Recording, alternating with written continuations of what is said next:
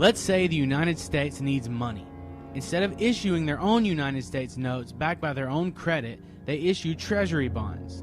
They then sell these bonds to the Federal Reserve, which buys them with money they created out of thin air. The money that the Fed created then goes to the U.S. The U.S. then pays interest on the money that the Fed lent to the Treasury.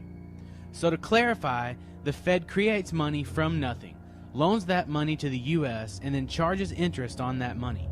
What this means is that there is never and will never be enough money in circulation or in existence to pay back that debt. We as a country, as well as private citizens, are forever enslaved by debt with no way of ever paying it off. Now, when the Federal Reserve buys bonds on Wall Street, the major financial firms that have been selected as dealers deposit the proceeds at their own banks. Fed rules require banks to keep 10% of their deposits in reserves, but the bank is free to issue loans equal to the remaining 90%. Let's say the Federal Reserve buys a $1,000 bond. After putting away 10% into their reserves, they are then able to loan out 90%, or $900. Since the original $1,000 is still on deposit, the $900 in loan proceeds is more new money, money created out of nothing.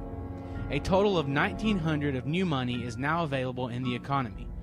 Now the person that took the $900 loan spends that money.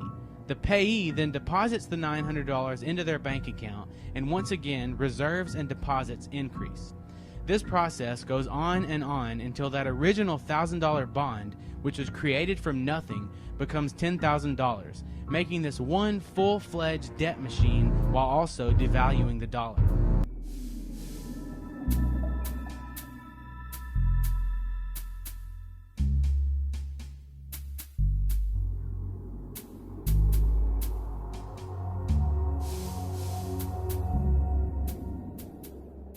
There's no wonder that since the implementation of the Federal Reserve in 1913, the dollar has lost over 95% of its value. The US dollar will eventually be destroyed due to an overwhelming financial crisis, and a globalist-run monetary authority will come along to save the day. And much like the Fed pretends that its goal is to prevent another Great Depression, the global currency will pledge to prevent another financial crisis, thus putting more power into the hands of a few and enslaving humanity that much more.